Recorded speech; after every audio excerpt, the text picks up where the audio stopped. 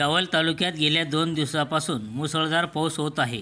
तालुक्यातील विरवली, दहिगाव, सावखेडा सीम, कोरपावली, मोहराळा, हरिपुरा, नायगाव, चिंचाळा या गाव शिवारात मोठ्या प्रमाणात पाऊस झाल्याने रात्रीच्या बसेस परतल्या आहेत.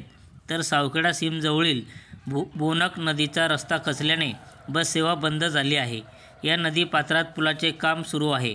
पुलाचे काम उत्कृष्ट दर्जाचे व्हावे अशी अपेक्षा ग्रामस्थांकडून केली जात आहे. सावखेडा सीम रस्त्याचे काम निकृष्ट दर्जाचे असल्याने रस्ता खचला असल्याचे ग्रामस्थांनी म्हटले आहे. दहिगाव शिवारात अनेकांच्या शेतात पाणी साचल्याने पिके पाण्याखाली आहेत. ही पिके धोक्यात येण्याची भीती शेतकऱ्यांकडून व्यक्त केली जात आहे.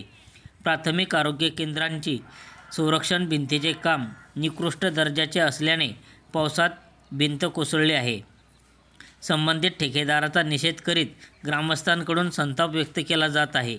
परिसरात अनेक बांधकामे निकृष्ट दर्जाचे होत असून त्या बांधकामाची चौकशी करावी अशी मागणी ग्रामस्थांकडून केली जात आहे. संघर्ष माझा न्यूजकरिता यावल तालुका प्रतिनिधी जीवन चौधरीसह मी सुनील आराख, भुसावळ.